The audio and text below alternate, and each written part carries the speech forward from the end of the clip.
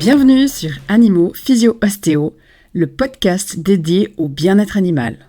Animé par Anne-Claire Lévesque, ostéopathe animalier, et Laure Zwalen, physiothérapeute pour animaux, ce podcast est né de la passion de deux professionnels pour les animaux et l'innovation en santé animale. Rejoignez-nous pour des discussions enrichissantes et des conseils précieux afin de garantir la santé et le bonheur de vos animaux. Bonjour. Bonjour. Et ravi de partager ce moment avec toi. Est-ce que tu peux commencer par te présenter évidemment et nous parler de ce qui te passionne dans la vie? Ok, bonjour, je m'appelle Laure Zwalen, j'ai bientôt 47 ans. Je suis physio-ostéo pour les chiens et les chevaux spécifiquement. Je fais aussi les chats. À la base, j'ai un master en sciences en biologie moléculaire. J'ai fait une école d'ingénieur en biotechnologie à Sion et après, je suis partie faire mon master en Allemagne. Donc voilà, je parle allemand, français, anglais. Et puis, qu'est-ce qui me passionne dans la vie? Spécifiquement, j'aime beaucoup le dessin et j'aime beaucoup le violoncelle. Donc voilà, mais mon temps libre se passe là et mon chien aussi.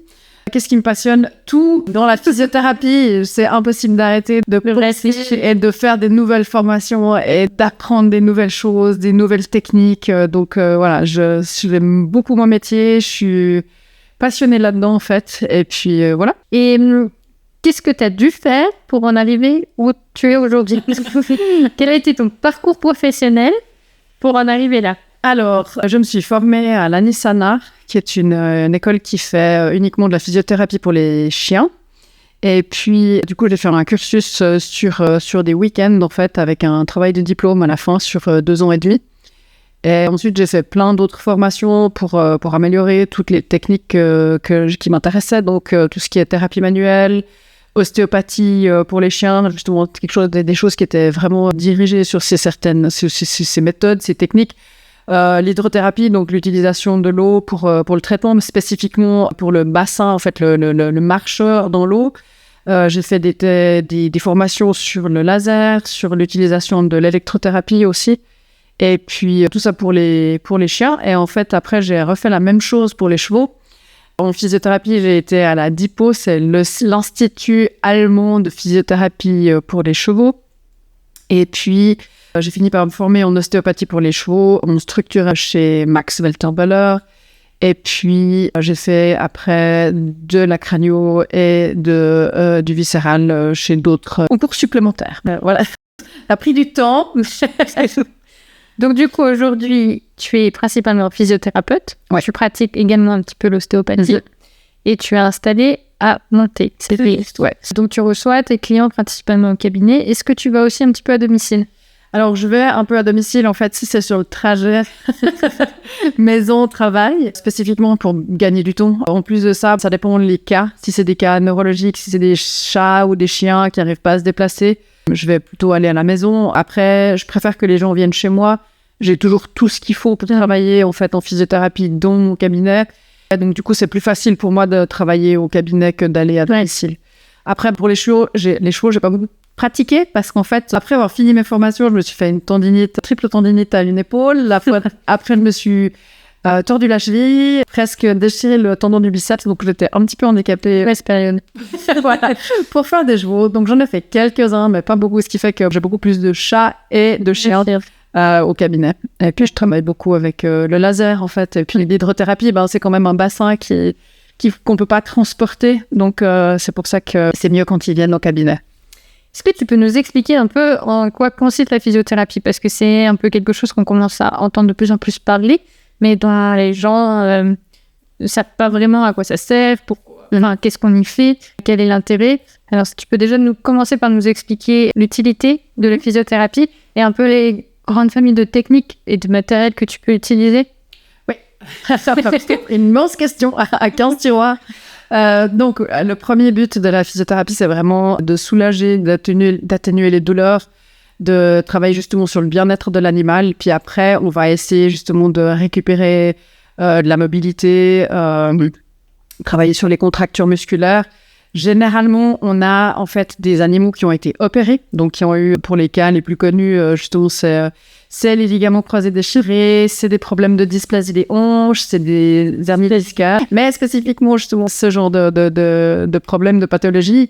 Et puis, en fait, justement, c'est de les remettre sur pied, de leur réexpliquer qu'ils ont une 4e patte et qu'elle est utilisable. Et puis, justement, retrouver de la mobilité, flexibilité, coordination, et puis pouvoir soit retourner dans le sport pour certains, soit justement dans une vie un peu normale. Généralement, les gens, ils veulent avoir un chien pour aller faire de la randonnée. Après, j'ai des chiens qui font des championnats, qui font du dog dance. Donc, faut retrouver un peu, stabiliser et rétablir l'état physiologique, en fait, comme on peut après une opération.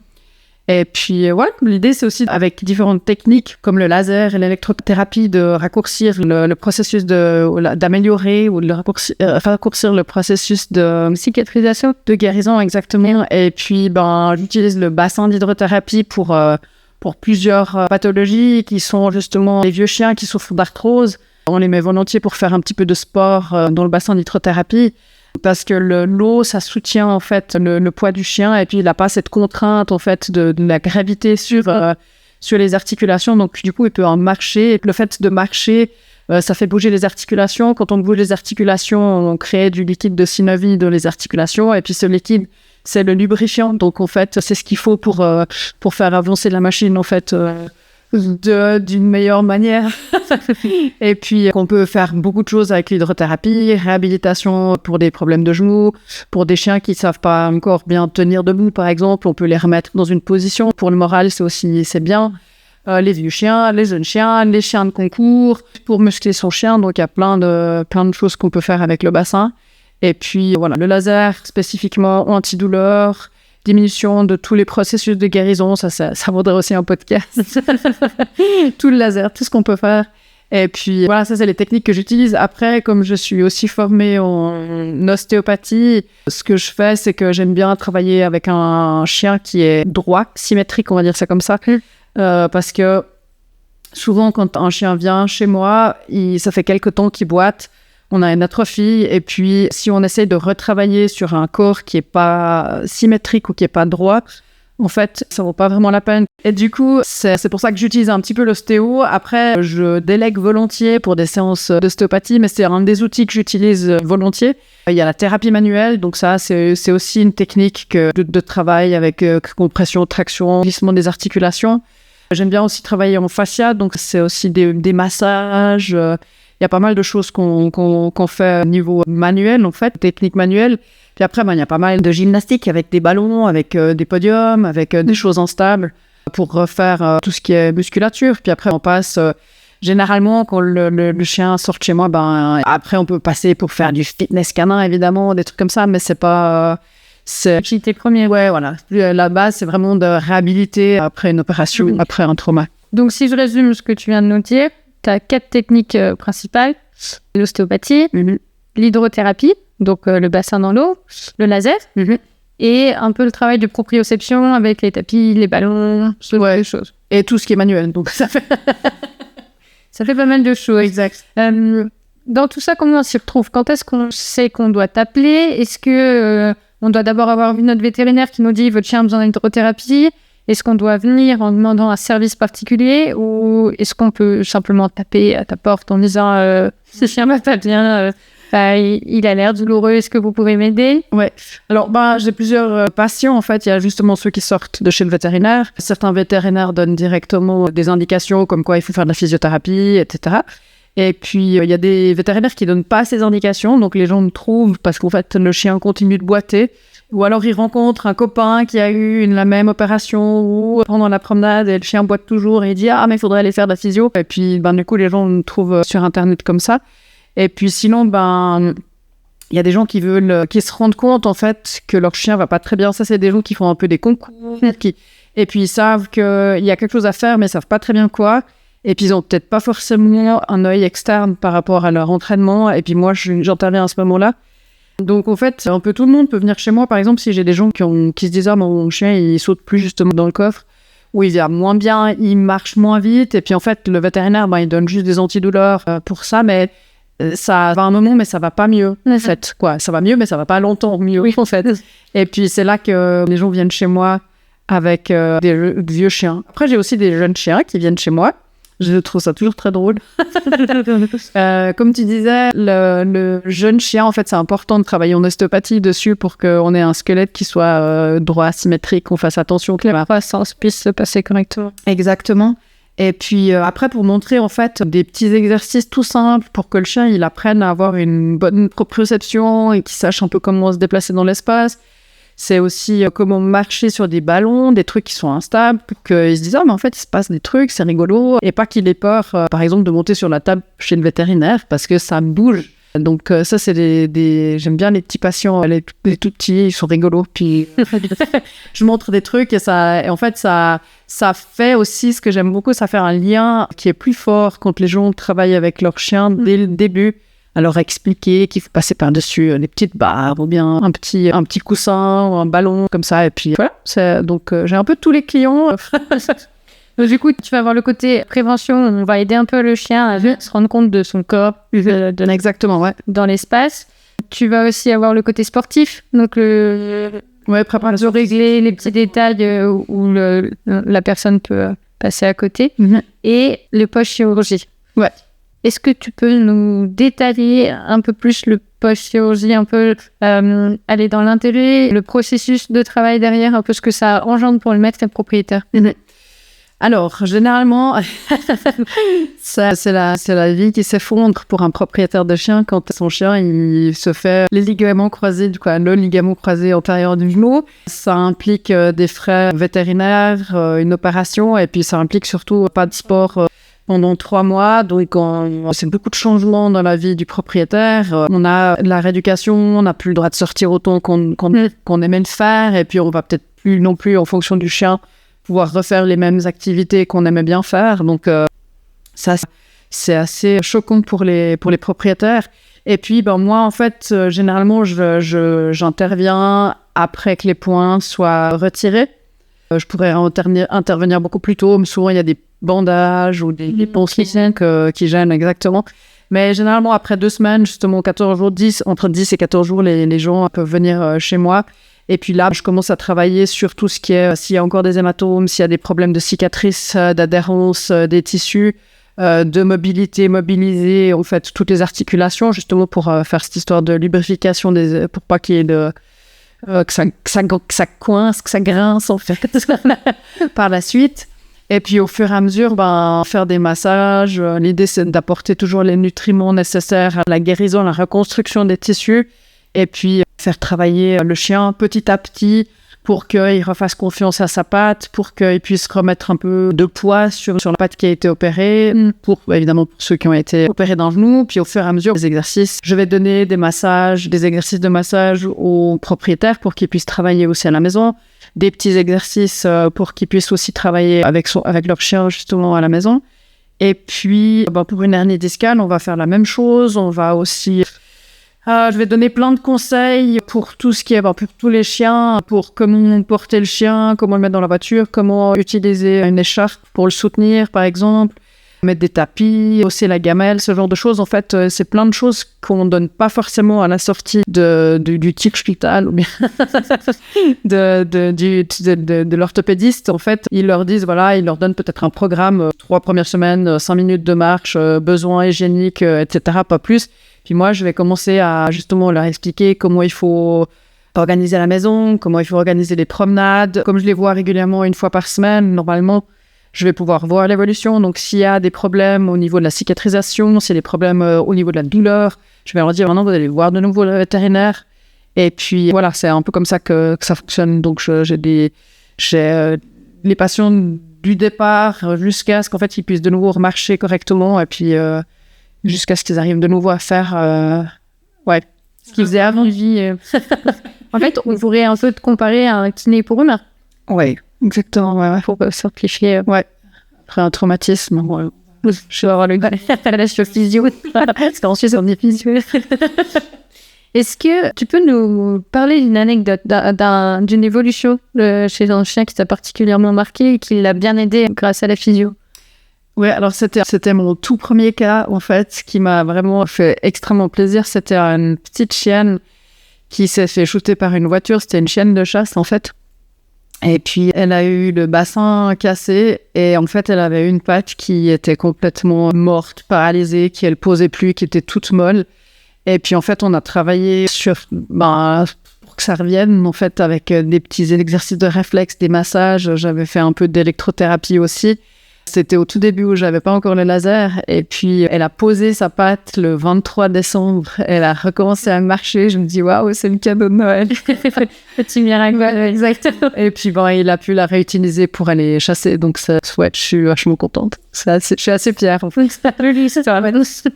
Comment tu vois un peu l'évolution de la physio? Est-ce que tu penses que demain, ça va être de plus en plus connu, que ça va être de plus en plus automatique, que les gens vont attendre moins longtemps pour venir te voir, que ce sera aussi plus efficace du coup, parce que bientôt, la prise en charge est facile. Donc, il y avait pas beaucoup de physiothérapeutes de gens qui faisaient de la physiothérapie pour les animaux. Quand j'ai commencé, il y a bientôt 10 ans maintenant, il y avait peut-être 1 ou 2 vétérinaires qui s'étaient spécialisés là-dedans, mais c'était pas tellement connu. En tout cas, dans le Valais aussi, il y avait pas beaucoup de monde. Puis de plus en plus, je vois qu'il y a des jeunes qui s'intéressent, qui veulent venir faire des stages, qui veulent voir ce que c'est. Et puis, ça en parle de plus en plus. Les vétérinaires parlent aussi de plus en plus de cette étape, en fait, de la réhabilitation. Et puis, je pense que, il y a possibilité de faire beaucoup de choses, en fait. Et surtout, en fait, au niveau de la prévention, parce que si on a un chien qui est bien musclé, il se fait peut-être moins mal. Maintenant, c'est clair qu'on apprend plein de choses avec des gens qui font des doctorats sur des choses intéressantes comme la croissance des apophyses, ce genre de choses en fonction du développement des os. Donc là, on en apprend encore pas mal, mais on va pouvoir, je pense, bien développer et puis avoir de plus en plus de techniques en fait pour pouvoir voir où le chien ne pose pas bien son poids avec des techniques de caméra, tapis, exact, des tapis avec la pression des pattes où on voit qu'en fait il pose plus à gauche, à droite, les antérieurs, les postérieurs et puis des pourcentages de pression. Donc ça, je pense qu'on va avoir de plus en plus de choses qui se développent et puis ça va devenir de plus en plus connu. C'est un milieu qui est assez riche en recherche et en évolution aujourd'hui. Ouais. Ah ouais. Oui, et puis en plus de ça, pour tout ce qui est utilisation des différentes hydrothérapies ou bien le laser, par exemple, pour les chiens de sport ou les chevaux de sport aussi. Là, moi, j'ai pas de bassin pour les chevaux. Dommage. Mais ouais, en tout cas, il y a toujours des choses qui se développent en plus. Et puis, je pense que il y a toujours de la recherche, des articles qui sont faits pour les chiens d'agility. Donc ouais, je pense que ça va bien se développer. Et puis voilà, maintenant, il y a de plus en plus de gens aussi dans le Valais qui commencent, et dans la région Chablais et Vaud, qui commencent à s'intéresser à l'hydrothérapie et à faire des physios qui s'installent, en fait. Une bonne chose pour nos chiens. Oui, exactement. Pour toi, quelles sont les qualités essentielles pour être un bon physiothérapeute? Oui.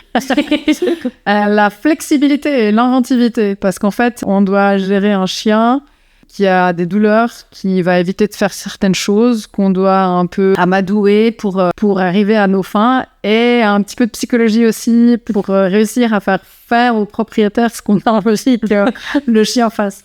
Donc, être inventif, parce qu'en fait, il faut chaque fois changer d'idée.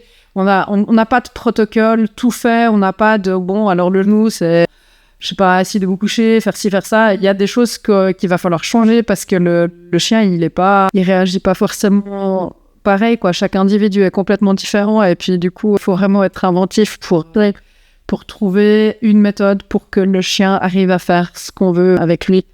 Bon, peut-être un côté humain aussi. Ouais, en fonction de son niveau d'éducation, parce qu'il y a des gens qui ont des chiens d'agility et qui font faire plein de tricks. Ouais. Et puis après, il y a des chiens qui, en fait, savent même pas faire coucher. Donc, si on doit leur apprendre certaines choses, ça va être un mot de cette évident. Ouais. Après, il faut justement aussi gérer le propriétaire, parce que ils sont souvent tristes, désemparés par rapport à la situation. Et puis, savoir aussi comment on peut amener le propriétaire à faire certaines choses qu'il savait pas faire avant. Parce que la réussite du traitement dépend, ouais, exactement. Parce que les gens, en fait, ils viennent pas 3 fois par semaine chez moi. Généralement, ils viennent soit 1, soit 2. Et puis, à la maison, il faut qu'ils travaillent aussi. Donc, c'est comme nous, quand on va chez le physiothérapeute, on est aussi censé travailler, faire des petits exercices à la maison. Exactement. Pour que ça fonctionne. Puis, si on les fait pas, le traitement dure plus longtemps. Donc, voilà. C'est sûr. Y a-t-il un aspect de ton travail que tu aimerais qu'il soit mieux connu du grand public? quelque chose qui faciliterait ton travail, qui raccourcirait par exemple le temps de traitement d'un animal? Peut-être que les vétérinaires parlent plus de nous, tout simplement parce que souvent les gens ne sont pas au courant qu'on existe en tant que physiothérapeute. Et puis, du coup, le vétérinaire ne va pas forcément penser à nous directement. Et en fait, il y a des boiteries qui s'instaurent, puis qui s'installent, justement. Et puis après, en fait, quand un chien boite depuis 3 mois, moi, je n'arrive pas à faire de la magie en 2 semaines, en fait. Donc, avant qu'on arrive justement dans des boiteries ou des choses comme ça qui sont trop chroniques, en fait, ce serait bien justement si les vétérinaires parlaient un petit peu plus de nous. Peut-être que c'est à nous de faire en fait plus de pubs, d'éduquer les vétérinaires, mais voilà, ce serait ça qui... Après, peut-être échanger un peu plus aussi avec le grand public, avec les ostéos comme moi, où on pourrait renvoyer plus facilement. Exactement. Plus facilement derrière. Question pour toi. Qu'est-ce qui t'a donné envie de me suivre dans cette idée de podcast? Ouh là là, mais c'est parce que je suis folle. Non, en fait, voilà, t'es venu me poser la question. Déjà, pourquoi t'es venu me poser la question? Ça, c'est encore... Je me suis dit que c'était une super aventure, que t'avais plein d'idées qui étaient innovantes, que les sujets m'intéressaient, et puis qu'on allait voir ce que ça donnait, quoi. C'était tout simplement non, ça avait l'air d'être tellement bien. Puis t'as proposé le truc de manière passionnée et passionnante, donc je me suis dit pourquoi pas. Un peu de travail en plus. Ouais. Voilà, je savais pas quoi faire en plus dans mes journées. Exactement. Ce sera l'occasion aussi de faire connaître la physiothérapie un petit peu mieux à nos auditeurs. Et du coup, toi, pourquoi tu as décidé de me choisir? Eh ben, j'avais envie d'aider un peu les propriétaires d'animaux à trouver ce qui allait correspondre le mieux, à se retrouver un petit peu au niveau de toutes ces thérapies qui commencent à arriver aujourd'hui. Et puis, c'est vrai qu'on a déjà l'ostéopathie en commun toutes les deux. Et en même temps, on ne fait pas exactement la même chose. Parce que du coup, toi, tu as la physio en plus. Moi, j'ai tout ce qui est accès biomécanique, anatomie en stage et en formation. Et du coup, je trouvais qu'on était assez complémentaires. Donc, ça permettait d'ouvrir un champ un peu plus grand de connaissances. Et puis, vu qu'on s'entend bien, je m'étais dit que c'était plus agréable de tout le monde. Super. Et voilà, merci pour toutes tes réponses. Et puis, j'espère que ça vous a plu et qu'on se retrouvera très prochainement pour un nouvel épisode de Animaux, Physio, Ostéo, le podcast du bien-être animal. Bye bye.